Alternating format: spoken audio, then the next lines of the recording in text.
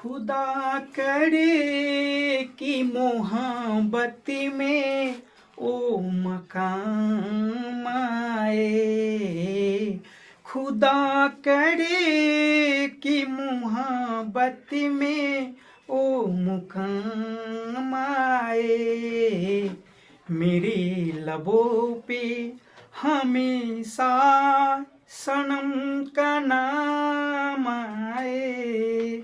नमस्कार students, good morning. देखिए, आज फिर आप लोग को संस्कृत का वीडियो लेके आ गया हूं। लघु उत्तरीय प्रश्न आप लोग ऑब्जेक्टिव आप लोग रटिए। लघु उत्तरीय मेरे ऊपर छोड़िए, लघु उत्तरीय कराना मेरा काम है। इससे पहले हम लगभग 2 वीडियो हिंदी का लघु उत्तरीय करा दिए। अगर आप नहीं देखे हैं तो उसका लिंक इसके डिस्क्रिप्शन में होगा, आप उस वीडियो को भी देख सकते हैं। अगर अच्छा लगे, मेरे समझाए हुए पढ़ाए हुए अच्छा लगे तो सपोर्ट कीजिए, लाइक कीजिए, सब्सक्राइब कीजिए और अन्य व्यक्ति को भी शेयर कीजिए। तो हम सब चलते हैं, क्वेश्चन में आते हैं। पहला नंबर क्वेश्चन है कि मंगलम पाठ के आधार पर सत्य की महत्ता की वर्णना। महत्ता मतलब महत्वपूर्ण।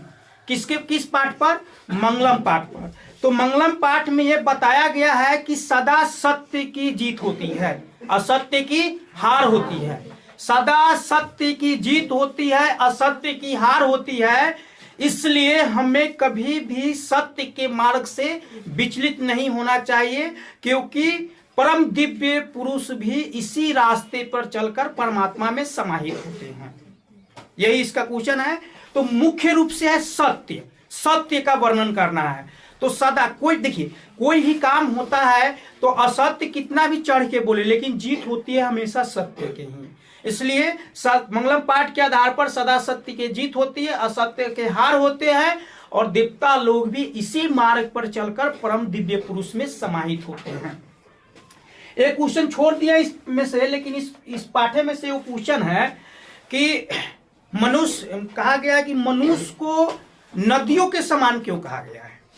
वो क्वेश्चन का भी आंसर हो जाएगा आपका कि मनुष्य को नदियों के समान क्यों कहा गया है। तो मनुष्य के नदियों के समान इसलिए कहा गया है कि जिस प्रकार एक नदियां अपने नाम को छोड़कर समुद्र में विलीन हो जाती है, उसी प्रकार मनुष्य इस दुनिया से अपने सिर्फ नाम के छोड़कर, कीर्ति के छोड़कर परम दिव्य पुरुष में समाहित हो जाते हैं। जैसे मान के चलिए वो बात करते हैं, हमारे आसपास में जो नदी है उसका नाम है गंगा, किसी का बागमती, किसी का ब्रह्मपुत्र, लेकिन सारा कहाँ जाती है? समुद्र में जाती है। हम व्यक्ति अनेक प्रकार के, मेरा नाम है, लेकिन मृत्यु के बाद कहाँ हम लोग जाते हैं? ऊपर ही जाएंगे। तो जिस प्रकार नदियां अपने नाम को छोड़कर समुद्र में विलीन हो जाते हैं, उसी प्रकार मनुष्य अपने नाम को, अपने कीर्ति को छोड़कर परम दिव्य पुरुष में समाहित होते हैं। अच्छा, कीर्ति क्या है? हम अपने नाम को ही छोड़ते हैं, इसके अलावा कुछ भी नहीं छोड़ते हैं। जैसे हम अपने जीवन में कोई काम अच्छा किए तो लोग वो उसको याद रखेगा, आपको शरीर की याद नहीं रखेगा, आपके कीर्ति को याद रखेगा। अगर आप गलत किए तो आपके उस गलत कीर्ति को याद रखेगा। अगला चैप्टर में अगला क्वेश्चन आ रहा है, नीच या मूर्ख पुरुष किसे कहा गया है। ये नीति श्लोक का पाठ से लिया गया है।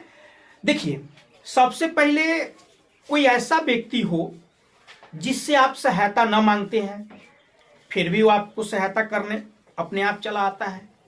आप उसको बुलाते भी नहीं हैं, फिर भी वो बोलता है।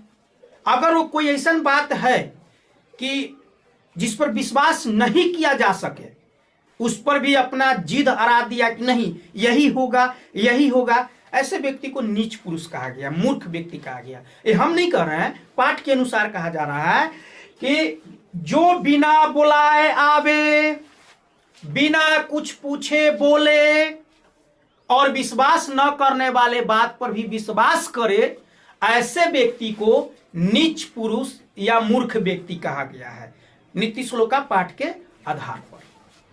अगला क्वेश्चन है, स्वामी दयानंद मूर्ति पूजा के विरोधी कैसे बने। स्वामी दयानंद मूर्ति पूजा के विरोधी कैसे बने। देखिए, इसका थोड़ा हम कहानी सुनाते हैं, कहानी के माध्यम से आपको बहुत अच्छा से याद हो जाएगा। स्वामी दयानंद का बचपन का नाम आपको पता होगा, क्या था? और उनके माता पिता जो थे ना, शिव के उपासक थे।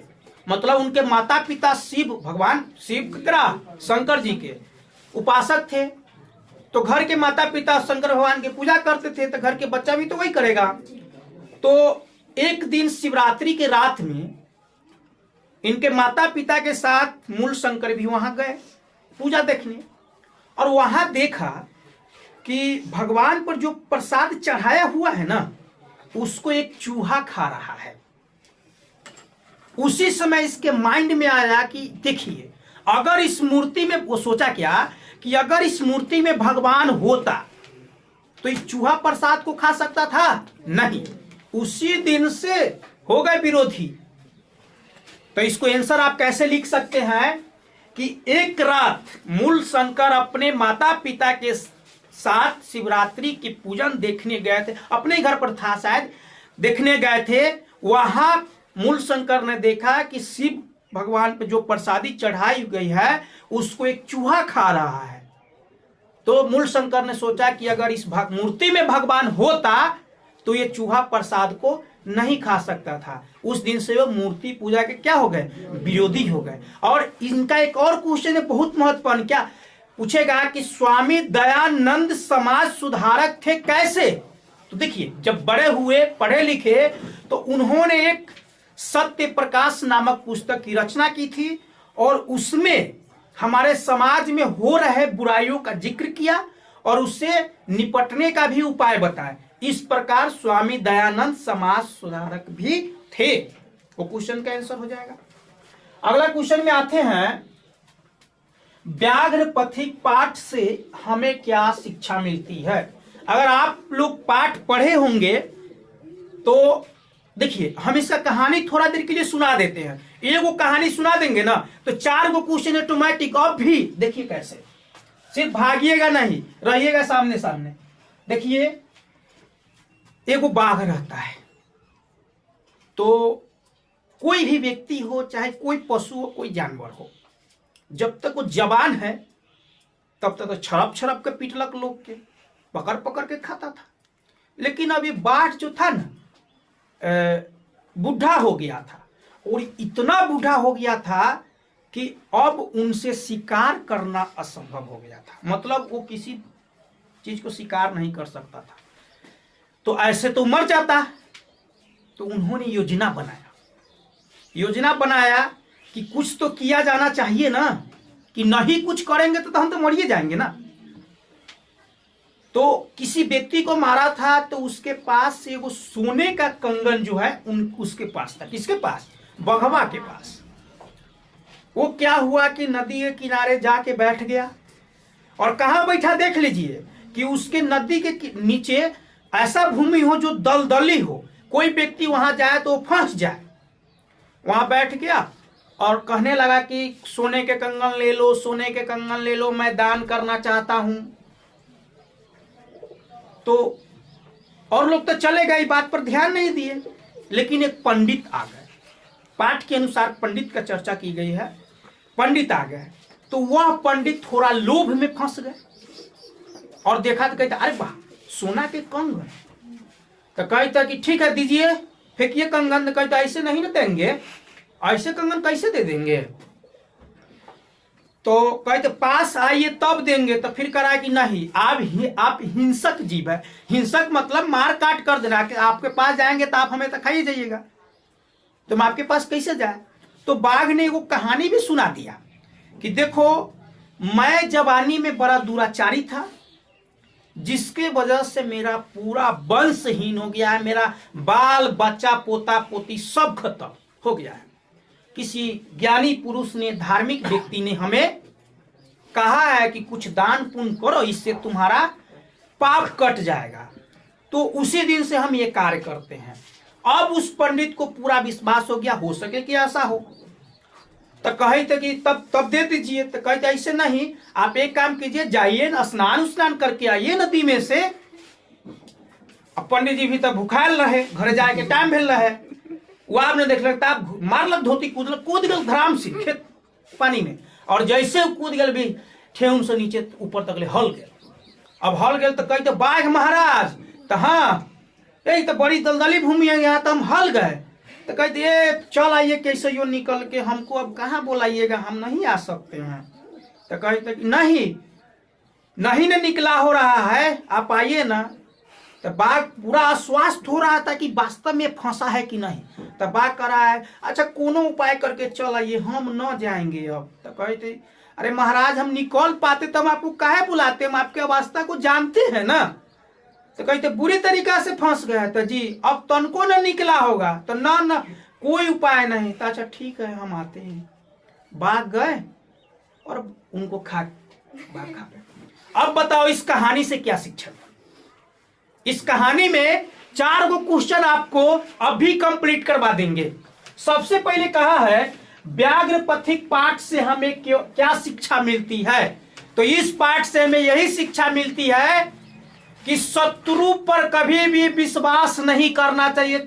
शत्रु छोटा हो या बड़ा, कभी भी विश्वास नहीं करना चाहिए। और न जीवन में कभी लोभ करना चाहिए, क्योंकि एक छोटे से लोभ भी मौत का कारण हो सकता है। सबसे पहले तो यह शिक्षा मिला कि कभी भी शत्रु पर विश्वास नहीं करना चाहिए और लोभ नहीं करना चाहिए, क्योंकि लोभ छोटा से छोटा लोभ भी आपके मृत्यु का कारण बन सकता है। सबसे पहले इसका एक क्वेश्चन बना। दूसरा क्वेश्चन इस पाठ से अगर आप चाहते हैं तो ले सकते हैं कि पथिक के पूछे जाने पर, कि पथिक पूछा कि आप तो हिंसक जीव है, हम आप पर कैसे विश्वास करें। तो उन्होंने वही कहानियां बताया कि मैं जवानी में दुराचारी था, जवानी में दुराचारी था, जिसके वजह से मेरा पूरा वंशहीन हो गया है। किसी धार्मिक व्यक्ति ने हमें कहा है कि दान पुण्य करो पाप कट जाएगा। तो व्याघ्र पथिक पाठ से ये 2 जो क्वेश्चन जो हम बताए हैं ना आपको, बहुत इंपॉर्टेंट है। इसको रटने का प्रयास आप कीजिएगा। अगला क्वेश्चन है भीष्म प्रतिज्ञा का वर्णन अपने शब्दों में करे। कोई सब लड़का इसमें से महाभारत देखा है? अब देखा होगा तो बहुत सुंदर बात है।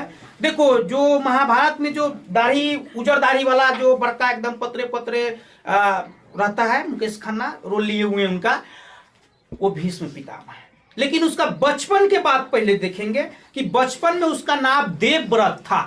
देवव्रत बड़ा हुआ। इसका भी थोड़ा एगो कहानी सुन लीजिए, क्वेश्चनवा अभी याद हो जाएगा। देवव्रत के पिता का नाम शांतनु था। उनके पिता उस समय था कि एक राजा कई सारे शादियां कर सकते थे। तो उस समय क्या हुआ, उनके पिता के नाम था शांतनु, और शांतनु एक कन्या से प्रेम करने लगे। और वो कन्या शायद मलाह का, माने कि सहनी का बेटी थी, सत्यवती नाम है उस कन्या का। हाँ, तो उस कन्या का पिता का यह शर्त था कि मैं अपने बेटी को तब, माने अपने कन्या को तभी आपसे विवाह करूंगा जब आपका बड़ा बेटा राज का उत्तराधिकारी नहीं बनेगा और बाल ब्रह्मचारी रहेगा। और पहले जमाना था कि बड़े बेटे ही राज का उत्तराधिकारी बना करते थे। तो इस सोच में शांतनु हो गए पीड़ित।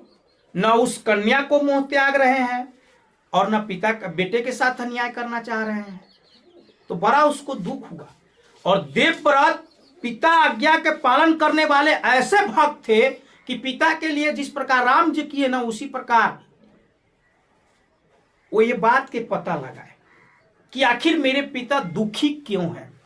तो जब उसको पता चला कि ऐसा ऐसा बात है, तो उसी समय देवव्रत ये प्रतिज्ञा कर डाला कि मैं अपने पिता के खुशी के लिए आजीवन कुंवारा रहूंगा, मतलब शादी कभी नहीं करूंगा और न कभी राज का उत्तराधिकारी बनूंगा। ये प्रतिज्ञा शायद इस धरती पर कोई कर सके। ये प्रतिज्ञा बहुत बड़ा था, भीष्म था। उस दिन से उसका नाम भीष्म पड़ गया। इसलिए भीष्म प्रतिज्ञा का क्या समझते हैं, तो ये कहानियां पूरा लिख दीजिएगा, आंसर इसका आ जाएगा। आगे है आलस कथा पाठ से हमें क्या शिक्षा मिलती है। हाँ, अभी ठंडा का दिन है, सब लोग अलसाइएगा। तो देखिए आलस कथा पाठ से हमें क्या शिक्षा मिलती है। तो सिंपल बात जान लीजिए कि सफल वही व्यक्ति हुआ है जो आलस पर अपना विजय प्राप्त किया। क्षमा चाहेंगे, थोड़ा फोन आ गया था। देखिए, हाँ, आपको आलस कथा इसी के बारे में समझा देते हैं पहले, तब उस पर चलेंगे कि आज वही व्यक्ति सफल होता है जो आलस नहीं करता है। और जो आलस करता है, जिसे आलस आता है, वो व्यक्ति कभी भी सफल नहीं होता है। जो व्यक्ति हमेशा अपने काम को टालते रहेगा उसका काम जीवन में कभी सफल होगा? कर्मवीर बनना पड़ेगा। तो देखिए, आलस कथा पाठ से हमें क्या शिक्षा मिलती है? तो आलस कथा पाठ से हमें यही शिक्षा मिलती है कि हमें अपने जीवन में कभी भी आलस नहीं करना चाहिए, क्योंकि आलस मनुष्य के अंदर शत्रु के समान है, जो उनके अंदर ही अंदर खोखला किए जा रहे हैं। अब बताइए, हमारे अंदर आलस आ गया, हम उस आलस के वजह से कोई काम पर नहीं गए, हमारा काम बिगड़ गया, वो मेरा शत्रु हुआ कि नहीं हुआ? आलस शत्रु है। आलस हमारे अंदर शत्रु के समान है, और जो व्यक्ति आलस करेंगे उनका काम कभी भी आगे नहीं बढ़ेगा। इसलिए आलस को त्यागना होगा और समय पर कार्य करना होगा। हमें आलस कथा पाठ से यही शिक्षा मिलती है।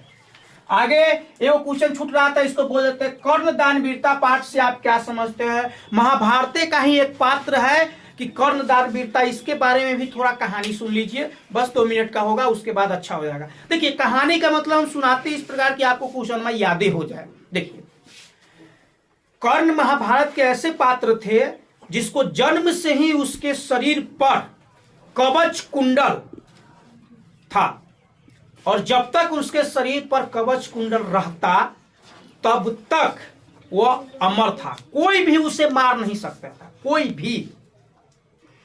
लेकिन यहां पे तो धर्म अधर्म की लड़ाई चल रही थी महाभारत में। वो किस पक्ष से लड़ रहा था? अधर्म के पक्ष से। ये बात सही है, लेकिन कर्ण में एक विशेषता क्या थी कि वो दान को सबसे बड़ा पुण्य मानता था। कर्ण की यह मानना था कि संसार में सारे वस्तु नष्ट हो सकते हैं, सूर्य पूर्व की अपेक्षा पश्चिम से उग सकते हैं, बड़े बड़े वृक्ष सूख सकते हैं, नदियां सूख सकती है, लेकिन दान किया हुआ वस्तु ही सिर्फ स्थिर रहेगा, वह कभी नहीं घट सकता है। ये किसकी मानना थी? कर्ण का। इसलिए कर्ण ने अपने यहाँ पे जब अति हुआ तो अपने जान की परवाह न करने के बावजूद भी जब इंद्र ने आए थे कर्ण से माने कि कवच कुंडल दान में मांगने, तो उस समय जानते थे कि हमारे प्राण मांगने आए हैं, कवच कुंडल थोड़ी मांग रहे हैं, हमारे प्राण मांगने आए हैं। लेकिन अपने प्राण का माने कि मोह न करते हुए भी कर्ण ने कवच कुंडल दान किया। यही इस कहानी का मुख्य बात है। आगे है, महात्मा बुद्ध ने पटना के बारे में क्या भविष्यवाणी की थी? देखिए, महात्मा बुद्ध बहुत समय से पटना जाते थे, जिस समय था तो महात्मा बुद्ध ने पटना के बारे में 3 को बात कहा था। एगो सबसे पहले कहा कि उस समय पटना इतना विशाल नहीं था, हम देखे नहीं है, सुनते हैं कि उन्होंने कहा था एगो भविष्यवाणी कि ये जो अभी नगर है ना, गांव जो है, एक दिन महानगर होगा। वो आज सही साबित हो रहा है कि महानगर है, लेकिन हमेशा लड़ाई झगड़े, अग्नि, दाह, पानी, ये सब से भयभीत रहेगा। तो पटना के बारे में महात्मा बुद्ध ने भविष्यवाणी की थी कि यह नगर एक दिन महानगर तो होगा, लेकिन हमेशा लड़ाई झगड़े, बाढ़, अग्नि, ये सबसे पीड़ित रहेगा, जो आज सत्य साबित हो रही है। इतना क्वेश्चन लिए हैं पार्ट 1 में। ये संस्कृत का लघु उत्तरीय क्वेश्चन। इसका देखिए, संस्कृत का भी आपको 4 पार्ट बनेगा, और 4 पार्ट अगर आप मेरा वीडियो देख लेते हैं तो हम क्या कहें, आप खुदे आप देख सकते हैं कि हाँ समझ में आया है कि नहीं आया है। अगर आपको ये वीडियो अच्छा लगता है तो आप हमें सपोर्ट कीजिए, मेरे चैनल को सब्सक्राइब कीजिए। अच्छा लगे तो, और ना अच्छा लगे तो कोई दिक्कत नहीं है। Thank you.